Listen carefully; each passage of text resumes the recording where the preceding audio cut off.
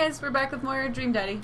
Now it's time to make a decision about our friend Craig. If we're gonna go get swole with Craig. Yes. God, the last thing I want to do right now is work out. But it is Craig. I do want to catch up. Let's go to the gym. Okay. Let's go talk to Craig. Hey, my man, I need a few minutes to wake up, but let's meet in 20. After a few seconds, another text comes in. Sure thing. Meet me at the gym, bruh. I stretch and my bones creak. I gotta stop falling asleep on the couch. I throw off my blanket and, hey wait, I don't remember falling asleep with a blanket. Amanda must have tucked me in after I fell asleep. Bless that child. I reluctantly brush my teeth, throw on the only clothes that I own that are even kind of gym appropriate, and head out. The neighborhood is quiet and serene this early in the morning. Birds chirp and the grass is still wet with dew. Surprisingly, the gym is pretty crowded. I spot Craig standing out front, stretching. Of course, he spots me and waves enthusiastically. Hey, bro. Good morning. Hey, good to see you, man. I'm definitely not as pumped as he is. Maybe I should have had some coffee before I left. You ready to kick some butt? Hell, I like that, but I realized, okay, we're supposed to just appeal to these guys, so what would he like? Probably This gotta stay posy, but with your help I am probably is more realistic. This seems like I feel like eggplants are gonna come out of him if you say gotta stay posy, dude. Still gotta stay posy, dude. I'm here to party. That's the spirit, my dude. Oh, I was wrong. Maybe there was no good answer. We head into the gym and I'm immediately intimidated. All these people look like they could break me in half, and it seems like Craig is friends with all of them. He high fives and finger guns all the cool jocks in the room. They look like they could and would steal my lunch money to spend on protein shakes. Come on, bud. Let's warm up. We head over to the treadmills and start walking. Okay, I can walk. Walking is good. This is a decent place to be, walking. So I know we are on treadmills. Yes. And those over there are ellipticals. Very good. What is all this other stuff? Craig laughs. Hey! They might look a little scary, but I guarantee that all of them serve a specific purpose for building muscle mass. I watch this dude in a muscle tee flexes a muscle I didn't know existed on a machine I think was once used to process grain into flour. What is that? Why is that guy doing that to himself? That's a good question, bruh. What do you think he's doing? Pain God. Sure. Eh? Yeah. Yes. It's like a religious self-flagellation meant to atone for one's sins. You're actually not far off from the truth. Oh no, Craig is turning up the speed. I better do the same. How long have you been doing the buff thing? Couple years. And what do you do when you're not dadding or working or buffing? Oh, I coach my softball's twin team. Oh. That still counts as both dadding and buffing. I keep busy. What do you do for fun? I check out my hotbod. That's not it. I try to live my life as close to a Jimmy Buffett song as possible. This has got to be the one he'd like most. Yeah. The goal is to live with as few worries as I can muster. The lost shaker of salt was a metaphor. A metaphor about what? About not being able to shake salt onto something. We're jogging now. Oh god, we're jogging now. Are we blowing it with Craig? I Are we don't picking know. the worst option every time? I want to see eggplants from this man. I know. I look over to Craig, who hasn't even broken a sweat. How is he doing this so effortlessly? I'm dying. I can feel my life force draining through every orifice of my body. Hey, remember when my fish died in college? No, I don't like this story. Oh my god, is he really bumping up the speed again? I guess I better do it too. Go at your own pace, buddy. Oh, this is fast. This is very fast. And we were at that party, and you vowed to make me feel better? You told me to create a distraction, so of course I do a sick cake stand to get everyone cheering. And then I try to steal a fish from a fish tank at a party with my bare hands like an idiot. And then you drop the fish, it's flopping around and you panic, so you run up to me post-cake stand with a dying dirty fish in your hands that you've scooped off the ground, and you're yelling at me that we have to leave?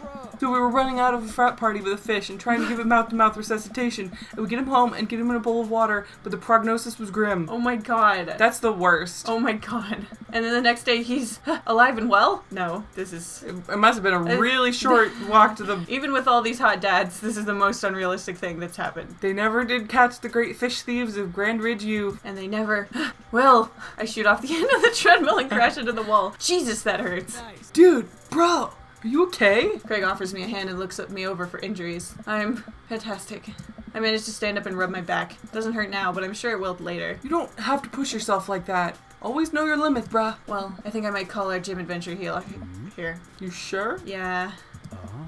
Alright, well, here, I brought you this. Craig hands me a shaker bottle full of a thick green liquid. Oh, nice. I stare at it with what must be apparent distaste. It's a protein shake, bruh. Oh, thank you. He wants me to drink it. Oh boy, here goes. We definitely didn't work out enough to cancel out whatever calories are in this. No. I take a small sip. It's Actually delicious. Wow, this is really good. And good for you. It's my special recipe. I'm pretty proud of it. Let me know if you ever want to work out again. Maybe we can try running around the neighborhood if treadmills aren't your beat. No pun intended, bruh. That doesn't make sense though, because at the gym, we can run different paces to match our activity level, but if we're running together, he actually will have to slow down to our pace. Smart. Or we'll have to meet. Yeah. Unless we're doing tandem running.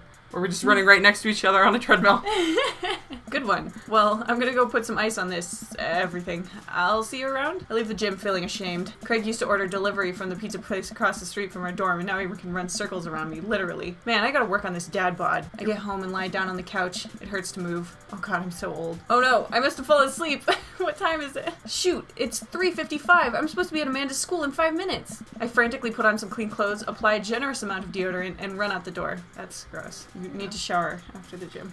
Yeah, but he does not have time.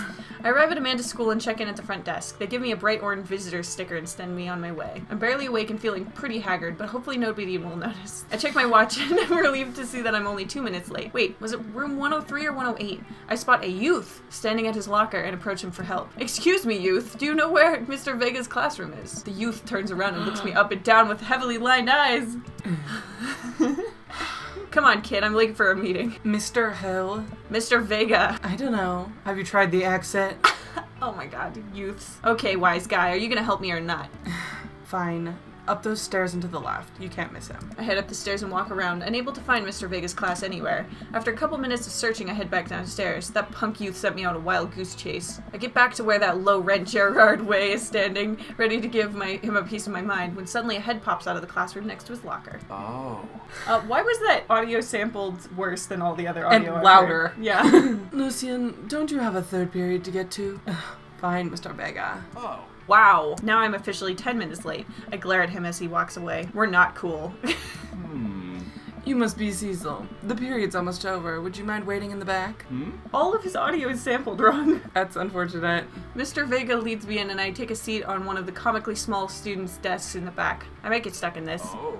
Oh, right. Where were we? Now, who can tell me about the unreliability of the narrator in J.D. Salinger's Catcher in the Rye? Oh. Yes, Colin? Colin stands up and does the thing where he blows into the crook of his elbow to make a fart noise. How? She's a senior. The whole class erupts into laugh. Okay, so looks like this is a Idaho public school. Oh. Yeah, there's something. All right, everybody. Very funny, Colin. Please sit down. Oh my god. Now, Holden Caulfield is an unreliable narrator in the sense that... This is your own fault because Yeah, you're teaching you're Catcher like- in the Rye, which is super. Terrible. Yeah. Listen. The bell for the end of the period rings. All the students immediately get up and make a break for the door. Huh? Remember to do the reading and answer the response questions on page 194 in your textbook. Nobody's listening. Also, I noticed this is the thing about TV teachers and game teachers and, yeah, whatever. It always seems like they're just about to start the lecture when the bell rings. He's like, Yeah. all right, let's talk about Holden Caulfield since we're talking about Catcher in the Rye. And then it's like, oh, time to go. Or not, I guess. Mr. Vega turns to me and sighs. Middle schoolers, right? Don't you teach high schoolers? Both, budget cuts. It is Idaho! Yay! Right. Oh. Thanks so much for coming in. No problem. Mr. Vega? Oh. Please, call me Hugo. I will not. I don't normally do these impromptu teacher-parent meetings, but as I'm sure you know, Amanda's a very bright student. I'm concerned about her recent behavior. What? She's friends with Lucian. Is she dating you, Lucian? That's what when I saw him, I'm like, Really? bad boy. But she's... I mean, I don't know. She's a smart girl. I feel like she'd She's already be seeing through that stuff and being like, oh my god, this friggin' poser with his, I don't know. like, not even good eyeliner. Like drugstore, like, clumpy eyeliner, like crayon eyeliner. What's going on? Amanda has never been the most engaged student, but I know she cares. Recently, though, she's been falling behind. She's not completing assignments and has been doing rather poorly on tests. I'd normally chalk it up to senioritis, but... This is not good, because if we run into that ginger guy again... Brian! We won't even have... Brian! We won't even have a grade card. That was, like, our only good item. Amanda needs to step it up. This is strange. I thought Amanda always shared everything with me. It hadn't even crossed my mind that something might be wrong. I don't know.